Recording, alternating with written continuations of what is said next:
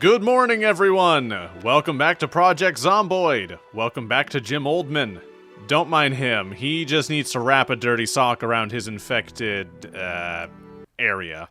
It's too early in the video to make my favorite type of joke, otherwise YouTube will banish my channel right to the Shadow Realm. I can't even blame Susan anymore. I hate this place. I'm not leaving. When we last left Jim, he was in a cozy cabin in the middle of the woods. All of the essentials are here: a stove, radios, a pair of corpses. I will need to bury the corpses. They actually have a chance of getting back up now in the game's current build. Now, as you can tell by all the moodles, Jim's doing just great. Ignore the bacterial infection that's inflaming his groin and causing him excruciating pain. To suffer is to grow as a person, and if I can't find a sewing needle, Jim's gonna do a lot of growing. Assuming it doesn't, rot and fall off. God, could you imagine? His ex-wife would be thrilled. Today, we're sending Jim out to the northwest. He has no food, crappy clothes, and practically nothing in terms of weapons or equipment. Last time we found this really neat bag. That'll be handy when I'm breaking into people's houses and stealing their shit, liberating their belongings from their neglect and mistreatment. In his current condition, Jim's not really much of a fighter. So, we send him tiptoeing through the woods into the field of hay. I don't know if you've ever seen what sneaking in this game is like at high speed, but it's definitely one of the best parts of this game. We're going to start with this little farmhouse.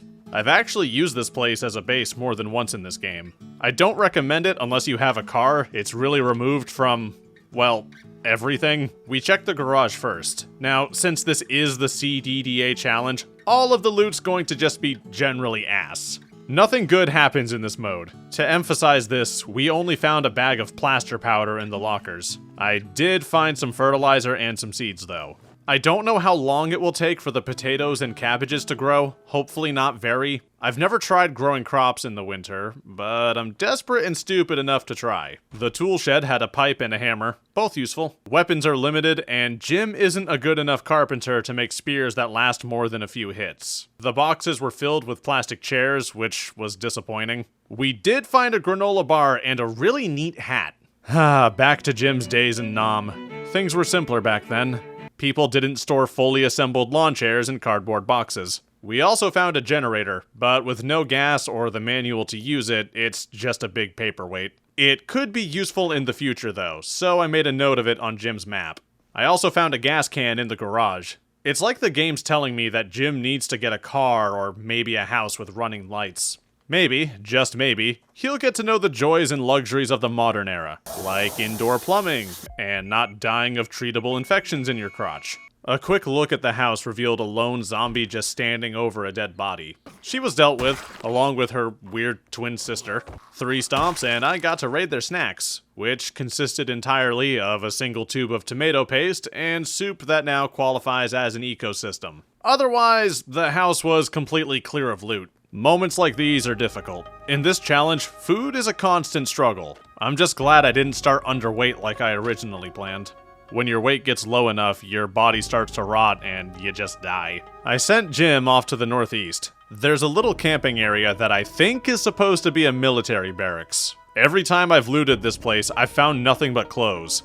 There is a shed and a kitchen though, along with a few residents. I went in, ready to be let down, and the game did not disappoint. The shed was completely worthless. The only thing I found in the mess hall was a group of zombies, a rat, rotten by the way, and a griddle pan. More ghouls were clawing around outside, and I took that as a sign it was time to search elsewhere. It was already getting late, so we sent Jim back to the house. Mr. Oldman has a big looting run ahead of him, and I want him in tip-top shape. Whatever that looks like for an old vet with a decaying crotch. Good morning, everyone. Another day, another series of bandages to try and heal Jim's shower injury. Now, Jim's got a busy day ahead of him, but first, we need to strip this house down. All of it. Yes, all of it. Just break everything. That's how you learn to be good at things, by breaking everything you touch. After that, you take a nice, brisk walk out in the winter morning. Jim passed a single zombie, which isn't all that exciting. Then he turned around and, oh Jesus! That's a few. That one has a knife in his femur. Is that a bread knife? Now, luckily for Jim, zombies don't really understand fences. Clearing a horde is difficult, but if you've got something that's knee-height, zombies turn into drunk toddlers.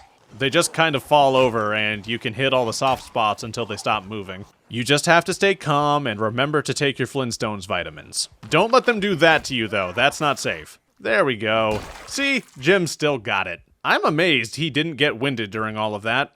One of them had a backpack with more canned food. All these cans of food. So many of them. Can't open any of them.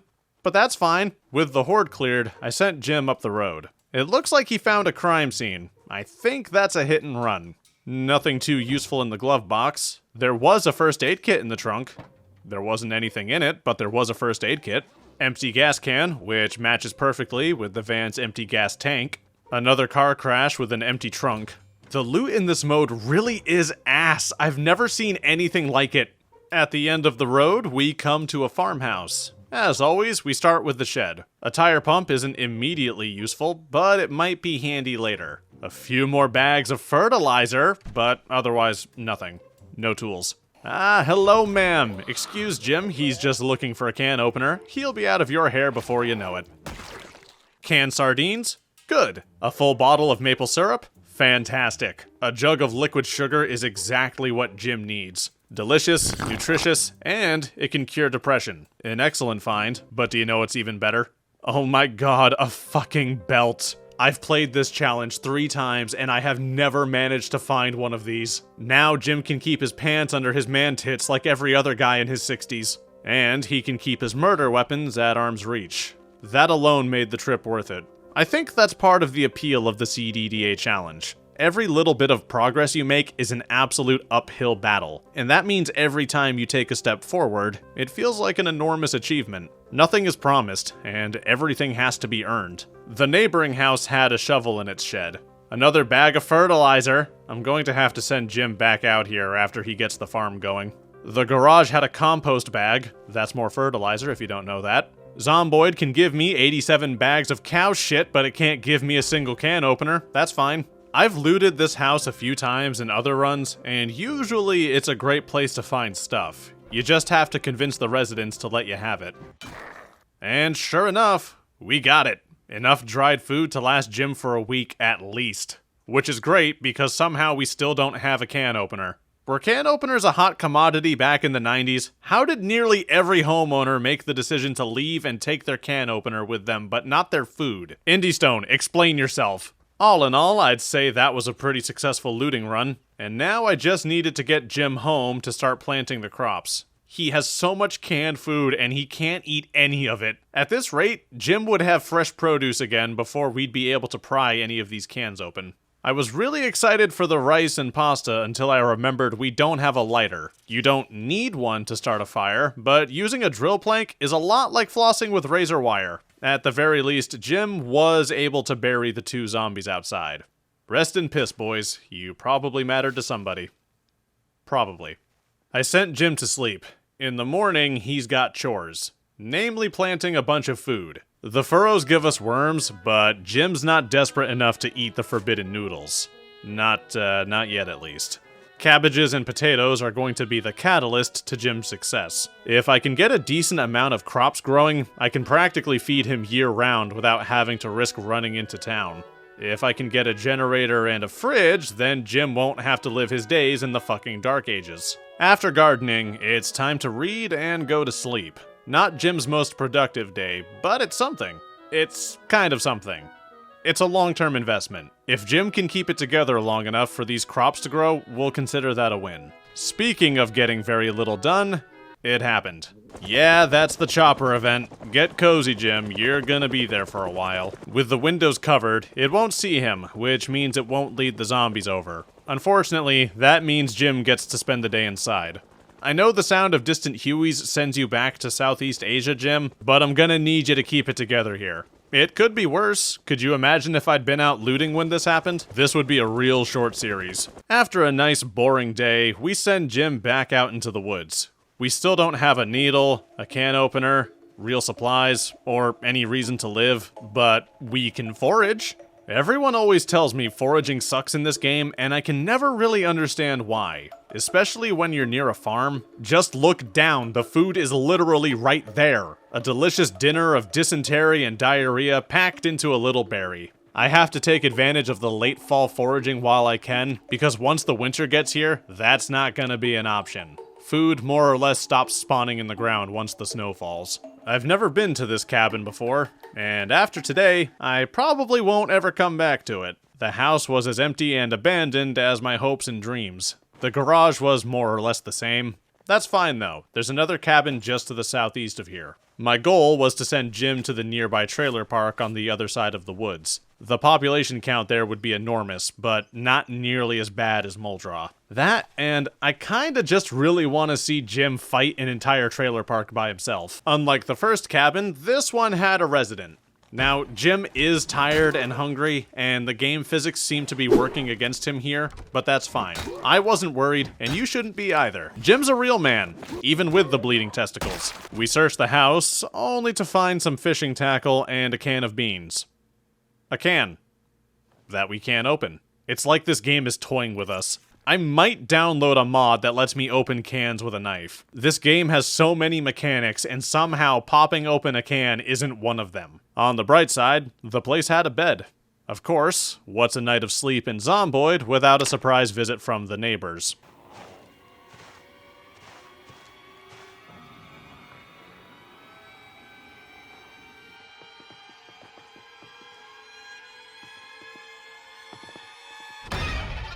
Hello friends, this is Odds. No lighter on this one either. We just kinda tossed him in the bathroom. I don't actually know how often these things get back up after you kill them. I do know he can't eat Jim if he's locked in an outhouse, especially if we send Oldman out to continue his journey into the zombie-infested woods. I don't know how much his injury is holding him back here. Probably a lot. Hang in there, Jim! You got this! When you spot this many of them lurking in the trees, that usually means there's something worthwhile nearby. It also means that you're in immense danger. Every character in Zomboid is a complete waste of life and oxygen, and Jim is the rule, not the exception. But, sure enough, we found it. The trailer park. Complete with all of the food, moonshine, and incest you could ever want. Jim just needed to lose the corpses that followed him through the trees. I'll be honest with you, I didn't think that many had tailed us. 1, 2, just keep pulling the conga line, Jim. Don't let them give you back rubs, that's a trap. 3, 4, 5, and 6. We're clear. I sent Jim into the first trailer. There, we spot the remnants of a house party. The zombies were fully dressed though, so no strip poker. The bikers there must have died of boredom. There was plenty of booze and chips if I could get him inside. We have to be extremely careful in situations like this.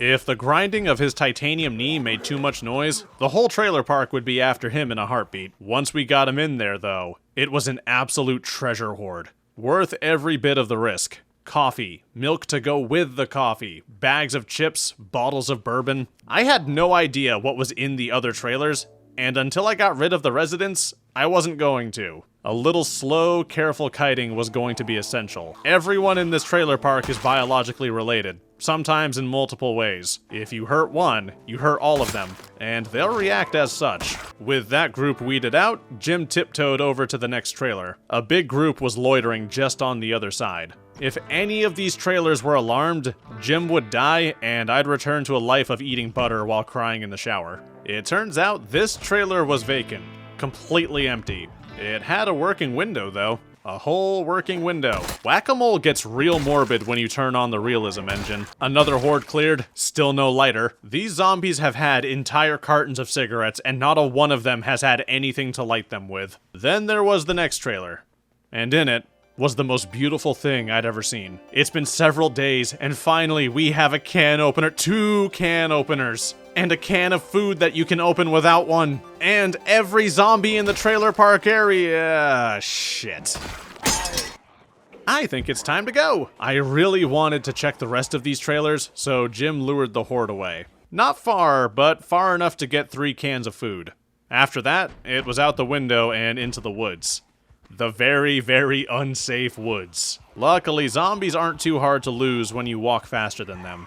Just find a nice long stretch of road and left click until they can't hurt you anymore. If you just refuse to acknowledge your problems, they can't harm you. Another night at the radio tower, I stopped and took stock of Jim's resources. A lot of food, some reading material, some fishing gear. Not very helpful when the lakes are as cold and frigid as your average Twitter user, but if Jim could make it to spring, he'd be set on food for life. Jim read until bedtime, then it was back to the cabin. He stopped and foraged along the way, only to discover something truly baffling. A shovel. Someone had just left a whole ass shovel in the middle of the woods.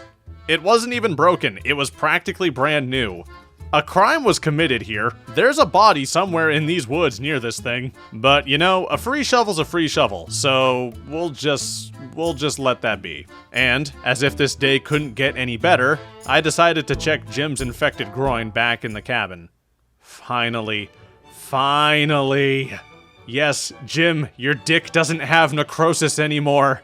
With that gone, it means we've effectively beaten the hard parts of the CDDA challenge. There's still a lot to do, but now that we have a house, no cold, no injury, and plenty of food, the difficulty just went from impossible to unpleasant. Jim, it's going to be okay. You're going to be okay. Look at him run. He just can't contain the excitement. While Jim does some laps and celebrates his newfound health, I think I'm gonna end this video here. I hope you enjoyed this video, and if you did, remember to leave a like and maybe think about subscribing. A huge thank you to my supporters on Patreon. You're the best patrons any channel could have, and I love you for it. More content on the way, so stay tuned. Thank you all again, and I'll see you all next time.